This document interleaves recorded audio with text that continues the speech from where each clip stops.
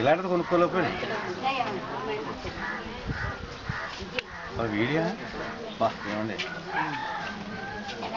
ఇలాంటిది ఒకటి ఇచ్చేయండి మాకు ఉన్నాను కదా 30,000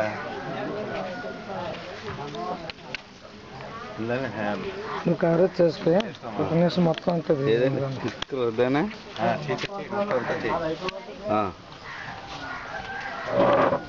నేను లేచండి అలా చేయండి చిన్నగా ఏది ఇది ఏమైనా పని చేద్దండి రాజుగారు ఇచ్చేది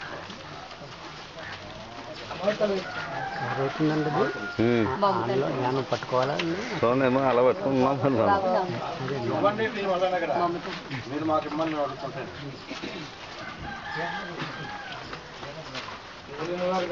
ఇంకా ఇలా రండి బాబు మీరు ఇలా దగ్గరికి వెళ్ళండి రండి గురువుగారు దగ్గర రండి ఇలా వచ్చేది అందరూ సామూహికంగా ఒక 3 సార్లు ఓంకారం చేద్దాము.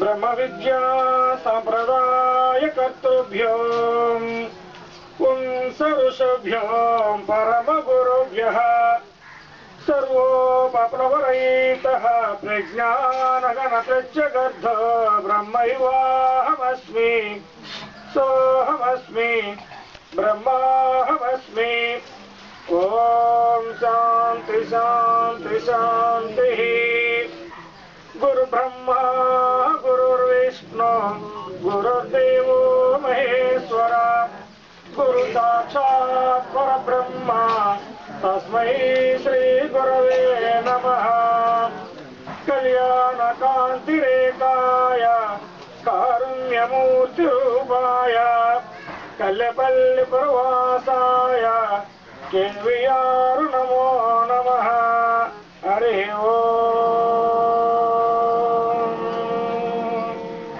जय सद्गुरु महाराज की श्री कृष्ण परमात्मा को श्री ललिता महात्रिपुर सुंदरी देवी की क्षेत्र पालకులైనటువంటి శ్రీ శ్రీ శ్రీ శ్రీ పూజ్య శ్రీ అడప వీర్రాజు గురువు గారి యొక్క పాద పద్మములకు బోధ సంస్కారాలు తెలియజేసుకుంటూ అలాగే ఈ కార్యక్రమం అంతటికీ కూడా కర్తగా ఉండి వ్యవహారం చేస్తున్నటువంటి మరి గురువుగారి పుత్రులు గురువుగారి శిష్యులు రెండు అయినటువంటి అడప సీతాభద్రరావు గురువు గారికి కూడా మాకు అవకాశం ఇచ్చినందుకు ధన్యవాదాలు నమస్కారాలు రెండు తెలియజేసుకుంటూ అలాగే ఈ వేదాంత సభకు చేసినటువంటి గురువులకు అలాగే పెద్దలకు నమస్కారం తెలియజేసుకుంటూ పిల్లలకు సద్గురు యొక్క ఆశీస్సులు తెలియజేసుకుంటూ ఈరోజు చాలా విశేషంగా మన జీవితంలో మన జీవిత డైరీలో రాసుకోవాల్సినటువంటి రోజు. అంటే డైరీలు ఉంటాయి, అవి సంసారంలో విషయాలు రాసుకోవడానికి డైరీలు ఉన్నాయి. అట్లాగే జీవిత డైరీ అనేది ఒకటి ఉంది, అది మనోఫలకం అంటారు దాన్ని. అది మన యొక్క మనసులోనే మన శరీరంలోనే ఆ విషయాలు నోట్ చేసుకోవాల్సినటువంటి డైరీ అనమాట అండి. అది మన జీవిత డైరీలో రాసుకోవాల్సినటువంటి సుదినం ఈరోజు. ఎందుకని ఏ రోజైతే మనము 10 మంది భక్తుల మధ్యలో లేదా 10 మంది గురువుల మధ్యలో 10 మంది జ్ఞానుల మధ్యలో మనం గడిపినటువంటి సమయం ఉంటుందో అటువంటి సమయమే మన జీవితంలో లెక్క పెట్టుకోవడానికి ఉపయోగపడేటటువంటి సమయం. మీరు ఎన్నాళ్ళు బ్రతికారంటే ఏం చెప్తారు? అందరూ కూడా మీ వయసు ఎంతైతే అంత చెప్తారు. మీరు ఎన్నాళ్ళు బతికారండి అంటే నేను 40 సంవత్సరాలు బతికానండి అని అంటాం, అవునా కదా? మనకు తెలియదు ఏంటంటే 40 సంవత్సరాలు బతికేమో లేకపోతే 80 సంవత్సరాలు బతికేమో అంటే మనం చెప్పుకోవటమే తప్ప నిజంగా అందులో బతికిన టైం తీయవలసి వస్తే ఈ 80 సంవత్సరాల్లోనూ 8 రోజులు ఉంటుందో ఉండదో డౌట్ అండి మీరు బతికిన టైము. ఎందుకని ఎలాగా ఈ పద్ధతి ఎలాగా 80 సంవత్సరాలు మనం జీవించి ఉంటే 8 రోజులు మీరు బతకలేదని చెప్తున్నాను నేను. ఎందుచేత ప్రహ్లాదుడు చెప్పాడు, శ్రీనాథుని చింతించు దినము దినము. ఏ మానవుడైతే భగవంతుణ్ణి చింతన చేసినటువంటి రోజు ఉన్నదో ఆ రోజే నీవు బ్రతికిన రోజు. ఆ హరినామ చింతన జరగకుండా నీవు ఎన్ని గంటలైతే జీవించావో అన్ని గంటల సమయం కూడా నువ్వు చనిపోయినట్టే లెక్క. ఇప్పుడు చెప్పండి, మన జీవితంలో మనం ఎన్నాళ్ళు బతుకాము అని మనం ప్రశ్న వేసుకుంటే ఎన్ని రోజులు వస్తుందంటారు? మన 80 సంవత్సరాలకి 8 రోజులు గ్యారెంటీ ఉంటుందా? ఏదో వారానికి ఒక రోజు తలకు పోసుకుంటాం, అసలు లక్షలు ఎత్తులో పోసుకుంటాం, సూర్యనమ్మతో దండం పెడతాం, కాకొచ్చి పెట్టుకుని దాన్ని పెట్టి దాంతో మనం దరిద్రం పెట్టేసుకుంటాం, అయిపోయింది మన పూజ. మరలా దేవుడి గొడవ కానీ దేవుడి విషయం కానీ మనకు ఉద్యోగాలు పట్టే వ్యవహారం కూడా ఉండదు. ఎందుకు చేసామంటే సూర్యనమ్మ దాన్ని కాకు చేసి దండించుకోవడానికే. మరి అసలు అక్షతలు ఎక్కువ పోసేస్తే కాకి తనదా ఏమా? ఎక్కలని చేద్దామంతా అక్కడి నుంచి పట్టుకుంటుంది. కాకి ఎప్పుడైతే దండిందో శని మోహన్ కదా అప్పుడే పట్టుకుంటుంది.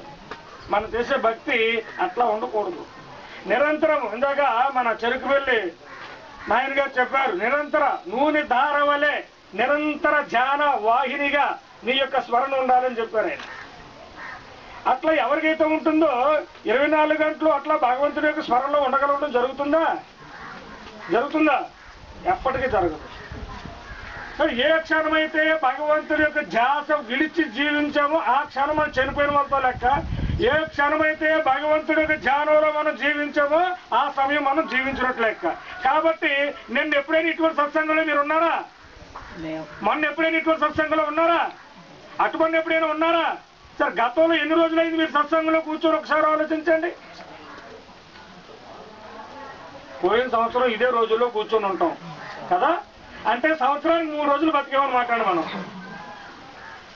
మరి 80 సంవత్సరాలకి ఎన్ని రోజులు వచ్చింది? 24 రోజులు వచ్చింది. అబ్బో చాలా వచ్చేసింది కదా. అందుకని ఇటువంటి రోజులు సుదినము మన డైరీలో రాసుకోవడానికి వీలైనటువంటి రోజు. ఎందుకనంటే సత్సాంగత్యంలో ఉన్నటువంటి బలము, సత్సాంగత్యంలో ఉన్నటువంటి మహిమ వర్ణించడానికి వీలు లేనటువంటిది సుమా. ఇంత పవర్ ఉంది. కనుక ప్రతి మానవుడు కూడా కావాలని ప్రయత్నం చేసైనా సరే సత్సంగత్యంలో పాల్గొనడానికి ఉండాలి. ఎప్పుడైతే సత్సంగత్యంలో ఉన్నామో ఆ 3 గంటలు కూడా మన మనసు ఎక్కడ పని చేస్తుందండి? ఇంటి మీద, సంసారం మీద ఉంటుందా? అయ్యో ఏ గురువు గారు ఏం చెప్తా ఉన్నారో, ఇక్కడ ఏ పూజ జరుగుతుందో, ఇక్కడ ఏ శ్లోకం చదువుతున్నారో, ఏ భావం తెలుసుకోవాలో, ఈ మనసు ఎంతసేపు కూడా దాని మీద ఉంటుంది. ఎప్పుడైతే సత్సంగత్యం యొక్క ప్రభావం వల్ల మనసు దీని మీద అయితే నిలకడగలిగిందో ఇది మనకి ఇంటికి వెళ్ళిన తర్వాత కూడా ఈ రుచి చూసింది కదా. రుచి చూసినటువంటి మనసు నిజంగా అది పవిత్రమైన మనసు అయితే దీన్నే మళ్ళీ ఇంటికి వెళ్ళిన తర్వాత కూడా మననం చేస్తుంది. ఇక్కడ 3 గంటలు, ఇంటికి వెళ్ళిన తర్వాత ఒక 3 గంటలు జ్ఞాపకం ఉందనుకోండి, అప్పుడు ఎన్ని గంటలు వచ్చింది? 6 గంటలు వచ్చిందండి. ఈ 6 గంటలు కాకుండా సరే ఈ లోపల ఆకలిసింది, వండుకోవాలి, తినాలి, భోజనం పెట్టుకుని సాయంకాలం నుంచి ఎవరు చుట్టాలు వచ్చారు, ఏమిటి 80 సంవత్సరాలు సత్సంగానికి వెళ్ళామండి, చాలా బాగా చెప్పారండి, గురుగారు వచ్చారండి, చాలా బాగా చెప్పారండి అని మనం వాళ్ళతో మనం జ్ఞాపకం తెచ్చుకుని మనం ముచ్చడించుకుని 1 గంట 2 గంటలు చెప్పుకున్నాం అనుకోండి, అప్పుడు ఎన్ని గంటలు అయింది? 9 గంటలు అవుతుంది. ఇట్లా ఈ ఒక్క 3 గంటలు ఇక్కడ విన్నది మిగతా 12 గంటలు 14 గంటలు మనం దానిని కనుక అనుభవం చేసుకున్నట్లయితే చూడండి, 14 గంటలు ఎక్కడ కూర్చోవాలా పని మానేసుకుని అవసరం లేదు. ఇక్కడ విన్న 3 గంటల సమయాన్ని ఇంటికి వెళ్ళిన తర్వాత మరలా తెల్లవారే వరకు కూడా వీలు కుదిరినప్పుడల్లా భర్త గారు వస్తే భర్త గారికి చెప్పండి, చుట్టాలు వస్తే చుట్టాలకు చెప్పండి, ఇరుగు పొరుగు వారు పలకరిస్తే ఎక్కడికి వెళ్ళామని వాళ్ళకి చెప్పండి. దీనివల్ల ఏమవుతుంది? మన సమయం పెరుగుతుంది. భక్తి మార్గంలో మనం ఉన్నటువంటి సమయం పెరుగుతుంది. అలాగే ఎవరైతే జీవితంలో సమయాన్ని పెంచుకుంటారో వాళ్ళు నిజంగా జీవించిన వారు. అర్థమవుతుంది కదండి. ఇప్పుడు చెప్పండి, 100 ఏళ్ళు జీవించామని కంటే 100 గంటలు జీవించడం మంచిది కదా. 100 ఏళ్ళు జీవించామండి దేవుడు ఎవరో తెలియదండి అనేకంటే 100 గంటలు జీవించామండి దేవుడి గురించి తెలుసుకున్నానంటే ఏది మంచిది? అందుకే అన్నారు కాకే కలకాలం బ్రతికే కన్నా హంసై 6 నెలలు బ్రతికితే మంచిది అన్నారు. ఇది ఎందుకు అన్నారు? కాకి ఎందుకు అన్నారు, హంస ఎందుకన్నారు? కాకి నల్లగుంటుందని హంస తెల్లగుంటుందనా? విషయం తెలియాలి కదా. అన్నారంటే ఎలా కుదురుతుంది? అన్న వాళ్ళకే తెలియకపోవచ్చు. ఒకవేళ కాకే కలకాలం బతికే కంటే హంస 6 నెలలు బతికితే చాలు అన్నానే అన్నవారికే తెలియకపోవచ్చు ఆ డిఫరెన్స్ ఏంటో. కాకపోతే సమాజంలో అందరూ అంటూ ఉన్నారు కాబట్టి మనం కూడా అనేస్తున్నామే తప్ప రెండాటికి వాట్ ఈస్ డిఫరెంట్ ఆఫ్ కాకి అండ్ హంస, ఈ రెండాటికి తేడా ఏంటి అంటే అది నల్లగుందండి, ఇది ఏమో తెల్లగా ఉందండి, నల్లగున్న వాళ్ళంటే ఇష్టం ఉండదు కదా, తెల్లగున్న వాళ్ళంటే ఇష్టం కదా అని చేత హంసలో బతకాలండి అనుకుందామా? కొంగ కూడా తెల్లగానే ఉంటుందిగా. కొంగ ఎలా ఉంటుంది? అది తెల్లగానే కొంగ అనుకోవచ్చు కాబట్టి తెలిపే కావాలనుకుంటే చెప్పండి. మరి ఎందుకని అన్నారు? హంసలా బతకాలని ఎందుకు అన్నారు? ఆ తేడా ఏంటి? మీలోంచి రావాలి జవాబు. నేను చెప్తే గొప్పతనం ఏం కాదు, మీరు చెప్పాలి. హంసలా బతకాలని ఎందుకు అన్నావు? దైవచింతనలో బతకమని. చెప్పండి. హంసలాకి ఎందుకు బతకాలండి? హంసకున్న లక్షణం ఏంటి?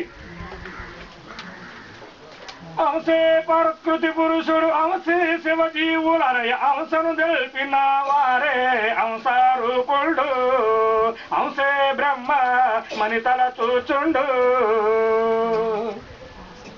హంస నడకలా తలసి హంస స్వరూపులు పరమహంసలా గొలుచు హంసారూపుండు, హంసే బ్రహ్మ మనుచు. జయ సద్గురు మహారాజ్కి. అందుకోసం హంసలా బతకాలి. ఎందుకోసం బతకాలంటే ఇప్పుడైనా చెప్పండి సార్. హంసకి కాకి తేడా ఏంటి? కాకిలా కలకాలం బతకొద్దు, హంసలో 6 నెలలు బతకమన్నారు. సరే బాగానే ఉంది, వాక్యం అయితే బాగానే ఉంది. హంసకి కాకి తేడా ఏంటో మనం చెప్పుకోవాలి. చెప్పుకుంటేనే ఈ సత్సంగం విలువ, లేకపోతే లేదు. చెప్పాలి. హంస దగ్గర ఉండే గుణం ఏంటి? కాకి దగ్గర ఉండే గుణం ఏంటి? కాకి పెండాలు తింటుంది. కాకి ఏం చేస్తుంది? పెండాలు తింటుంది. హంస ఏం చేస్తుంది? హంస ఏం తింటుంది? రత్నాలు వేస్తుంది. అవునండి. కాకి కూస్తే కన్నాలు పడిపోతాయి చెవులకి,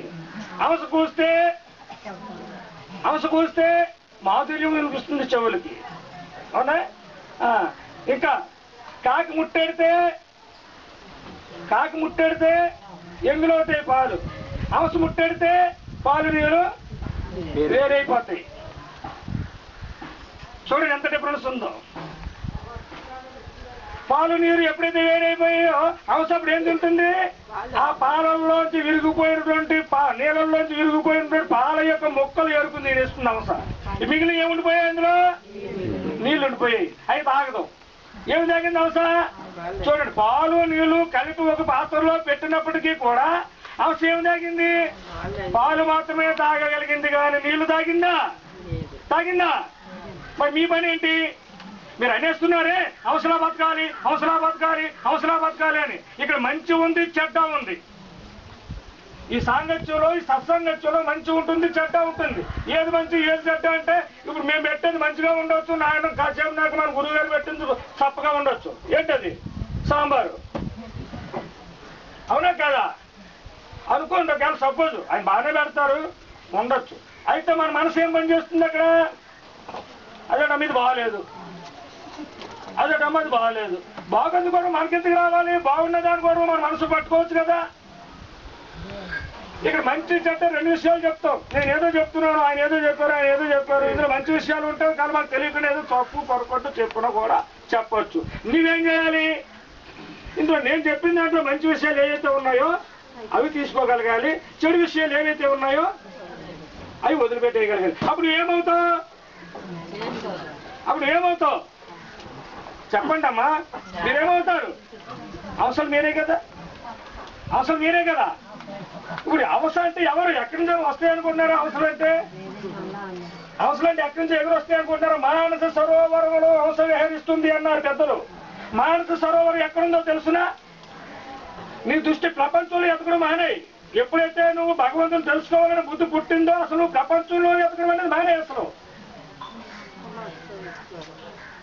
ప్రపంచంలో వెతకడం అనేది మొదలు పెట్టావా నువ్వు పరమాత్మ కాదు కదా, అసలు నీ ఆత్మ కూడా నీకు తెలియదు. అసలు ప్రపంచంలో ఉన్నది పరమాత్మ కాదు, ప్రపంచమే.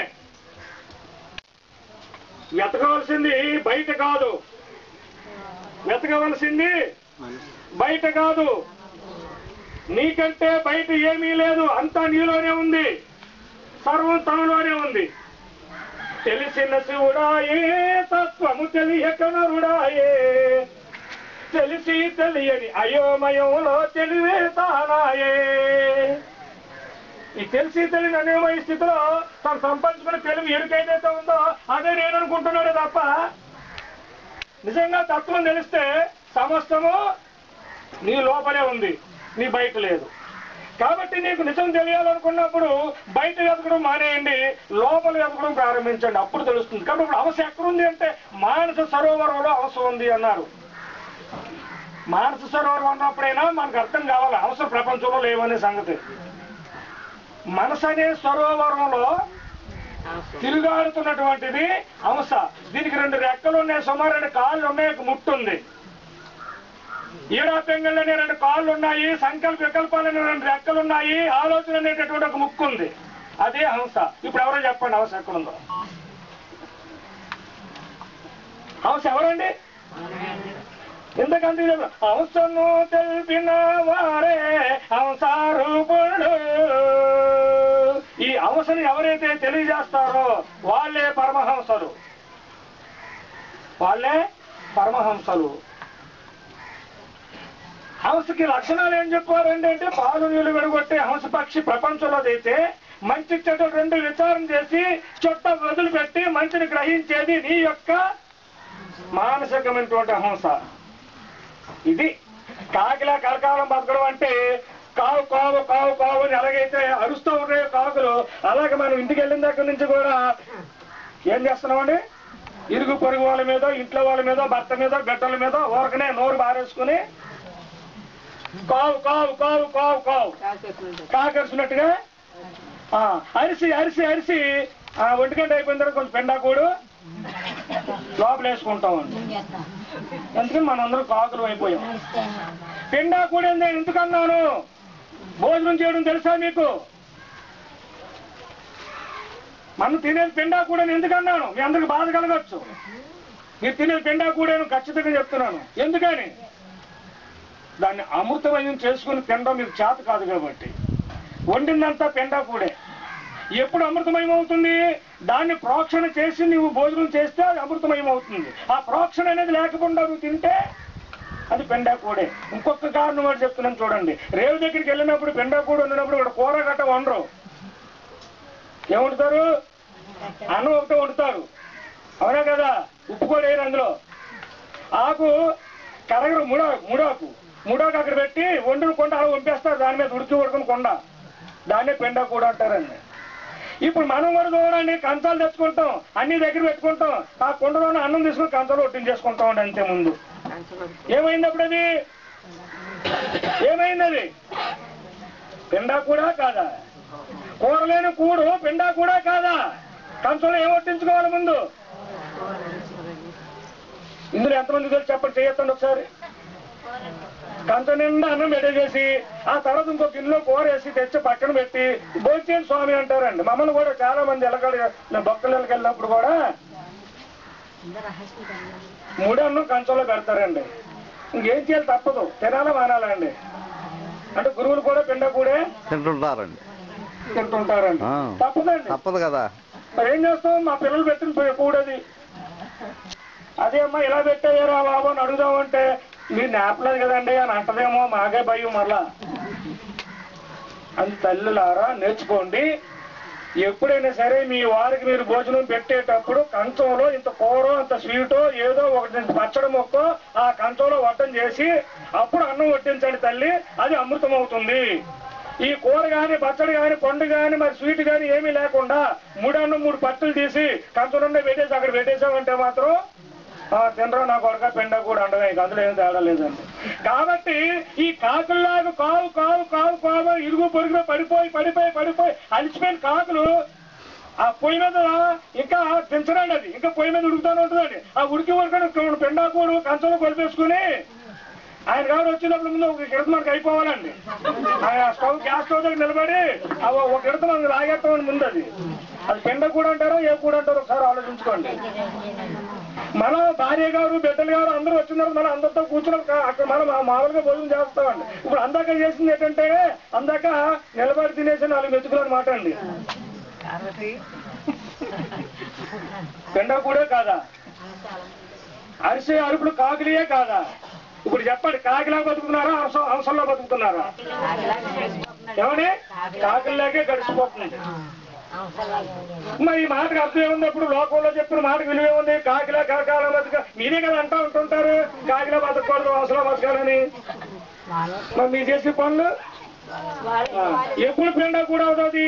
ఆ పొయ్యి మీద ఉడికేది కంచంలో ఎప్పుడైతే ఒలుపుకున్నామో పెండ కూడా అయిపోయింది కదా. అక్కడ కూడా అయితే కొండ ఉడుకుతుండగా అక్కడ మీద కొలిపేస్తారు. ఇక్కడ కూడా మనం అంతే కొండ ఉడుకుతుండగా కంచంలో కొలిపేసాం అంతే తేడా, 2 పనులు.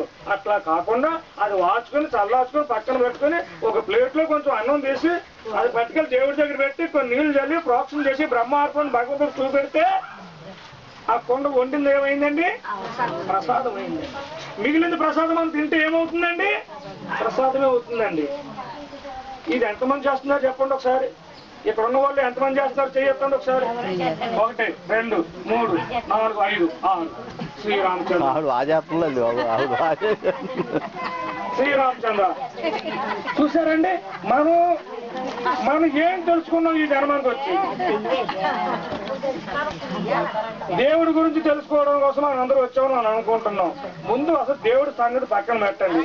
మనం చేయాల్సిన పద్ధతి ప్రకారంగా మనం బ్రతుకుతున్నామా, మనం చేయాల్సిన పనులు మనం చేస్తున్నామా అని ఆలోచన చేసుకున్నట్లయితే, ఎవరైతే ఇట్లా వండిన ఆహారాన్ని భగవంతుడికి నివేదన చేసి ప్రసాదంగా మార్చుకుని ఆ ప్రసాదాన్ని బ్రహ్మార్పణ వస్తానికి కొంత నీళ్లు చల్లుకొని కళ్ళకు అద్దుకొని నోట్లో పంచప్రాణాలకి అర్పణ చేసుకుంటే పంచశక్తులు మన లోపలే ఉన్నాయి కదా, పంచప్రాణాలు మన లోపలే ఉన్నాయి కదా, పంచప్రాణాలు పంచశక్తులు మన లోపలే ఉన్నాయి కదా, పంచకర్తలు మన లోపలే ఉన్నారు కదా. మన లోపల లేని ఏముంది చెప్పండి ఒకసారి. ఇందాక చెప్పారే, అహం వైశ్వ నరోభూత్వ ప్రాణినా దేహమాశ్రిత ప్రాణాపాన సమాయుక్తం పచామ్యన్నం చతుర్వేదం. అంటే నేనే ఈ లోపలుండి 4 విధాలైనటువంటి ఆహార పదార్థాలు అన్నట్లు కూడా నేను భక్ష్యం చేసుకుంటున్నానని చెప్పి భగవంతుడు చెప్పాడని భగవద్గీతలో మనం చదువుకుంటున్నాం.